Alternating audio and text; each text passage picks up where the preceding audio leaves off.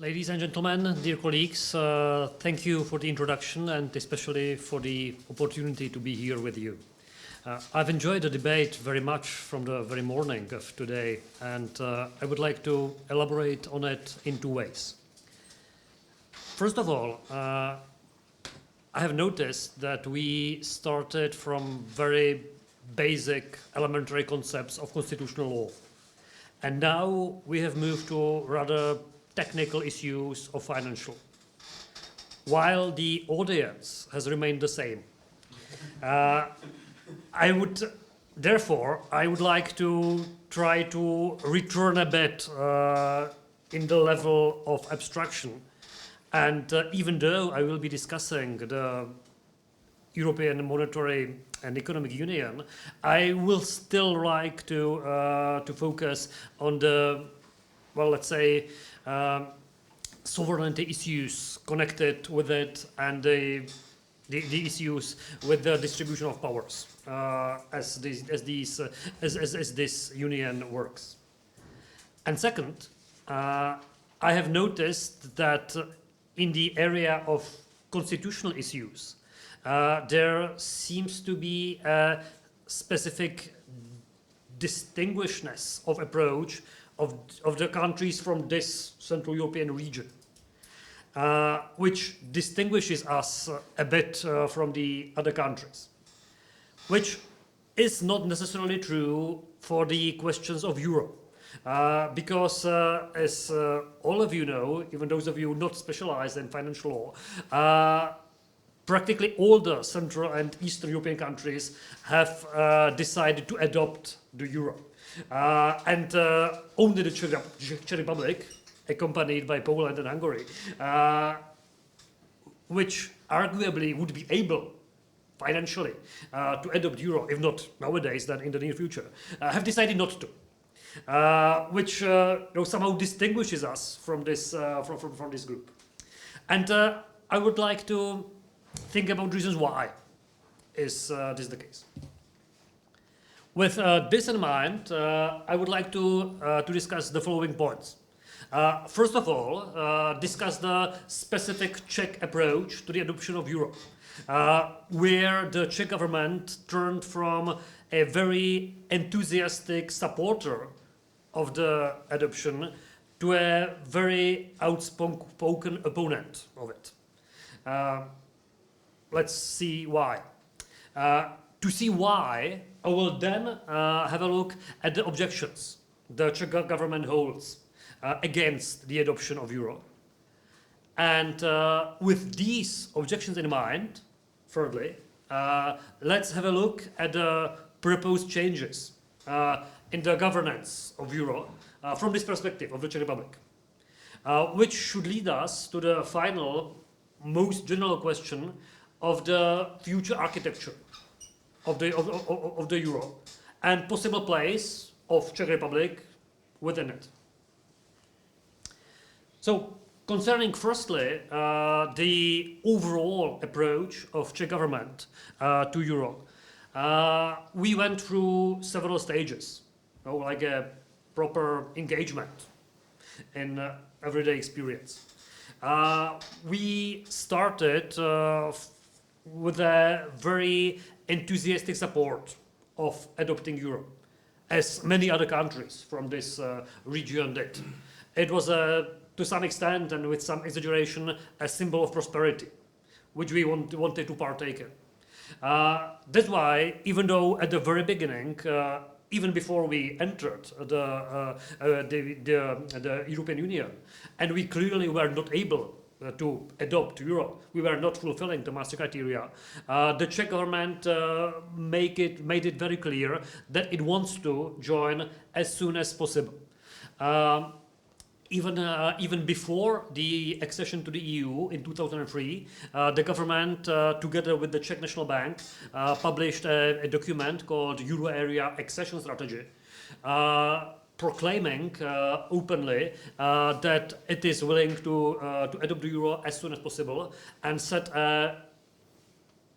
an outlook for that, a scheduled plan, a realistic plan to do that in the 2009 to 2010, which as we see now from the hindsight, was rather realistic because the Slovaks did, starting from a similar, if not worse, starting point as we did then. This preparation, active preparation to adopt euro went on, as well with other subsequent governments. In 2005, we established the position of national coordinator for the adoption. It was someone like an ambassador of euro in Czech administration. In 2007, we published a national euro changeover plan, a technical manual concerning the switch of currencies. Rather technical document, concerning rounding off the prices, double prices in the shops, mandatory double pricing, things like that. Pretty technical stuff, but we were prepared. Everything seemed to be on track of the adoption of euro in this then rather short limit. And then the situation started to change. So final point to this. Even though we were rather enthusiastic in joining, it was not a complete enthusiasm. As all of you know, before a state can adopt the euro, it needs to, among other criteria, it needs to stay for at least 2 years in the ERM system, exchange rate mechanism. Basically speaking, it needs to fix its currency exchange rate to euro and keep it in a small limit for these 2 years, which significantly limits the monetary autonomy of the candidate state. And those countries who really were full in support of the euro adoption entered this immediately. Like the Estonians, like Latvia, like Slovenia. Once they could, they entered the ERM. Others, which were seriously in for euro, like Slovaks, like Latvia, joined this a bit later, but still rather pretty soon. We did not. This was even more visible in the later stages of this euro engagement. In 2007, we were still not fulfilling the Maastricht criteria, but it was realistically possible to do so in the near future.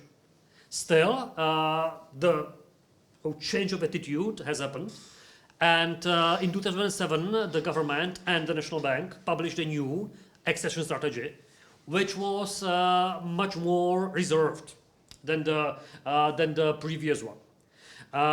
There was no longer any expected date of entry, it was just in the future.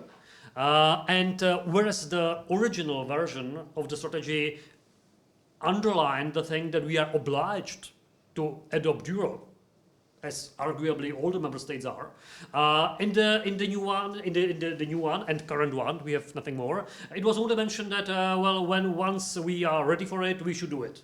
Don't have to, but we should. Also, in time, the approach of the governments have changed nominally.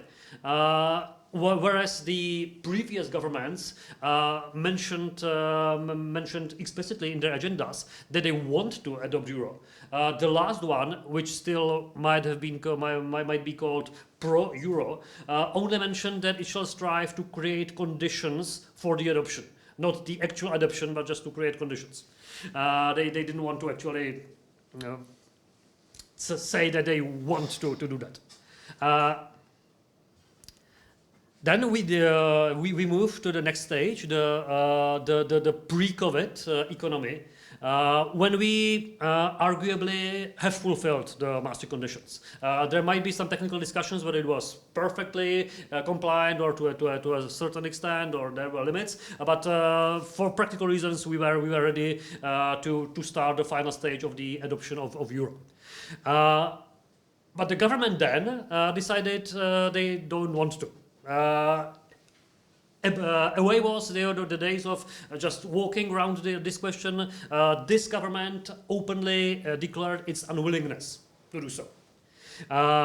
And curiously, for the main reason, the reason explicitly stated in the agenda of the government was we don't want to because we would lose control of our monetary policy, which of course is true, but as I will discuss later, it's somehow misses the point because this is the point of euro. If you want a common currency, you cannot have your monetary policy. You cannot have it both.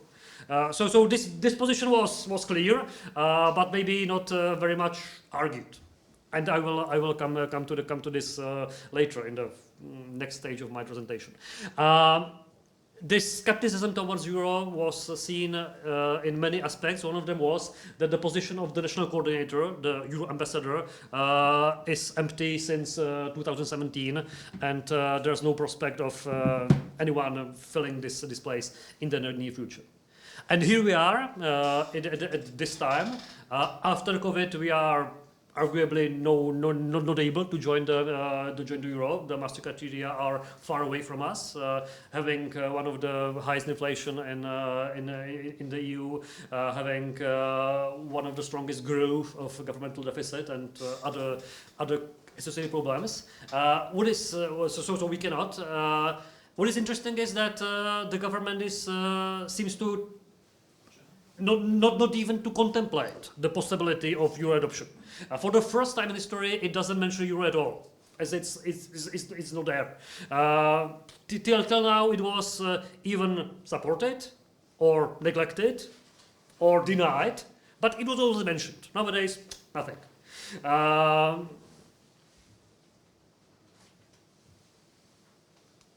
Why? If you read the documentation of the positions of Czech National Bank, of the Ministry of Finance, of other institutions, there's a group of reasons going against the adoption of euro. The first one, the most direct one, the one most easy to communicate, is the fact that we would lose the monetary policy. As I told you, yes, of course, this is true, but it's the point of having euro. So if you want to have euro, you will lose monetary autonomy. There's no other way. There's no need for discussion. And from observation of other countries, one may say that member states are willing to adopt euro. There's no, in general, not these particular three countries, but in general, there's no significant pressure on them. They just want to join the club. If they want to join the club, there are associated costs. That was the second objection of the government. It will be costly to adopt euro. We will have to pay 2 billion euro to the stability mechanism, and we will have to move the money to the single resolution fund. Yes, but maybe if we want to have euro, not pressured, but if you want to, then it might be a reasonable price for the stability of the whole system. So again, I personally do not think that this is the decisive argument, these costs. The third one, which is probably most discussed in economic debate, is the thing that the process of economic convergence of the Czech Republic, Czech economy is not yet finished. Especially as far as the convergence of wages and prices is concerned, which is definitely truth. But again, from the economic perspective, you would hardly be able to find country with full convergence. From this point of view, Germany would stay alone with euro. No other countries perfectly aligned with it. Concerning the wage levels, Luxembourg would be alone with euro. There never is a full convergence. And again, from the history, we can see that countries were able to adopt euro with much worse divergences than we do now. What the National Bank and Czech government feels is the growth of inflation connected with these the divergences. Fair point, but as I told you, we used to have the worst inflation in the EU anyway for the last 2 years. So maybe the possible euro adoption won't change that much. Which brings me to the most serious and difficult reasons against the adoption. The objection that actually we do not know what we are buying.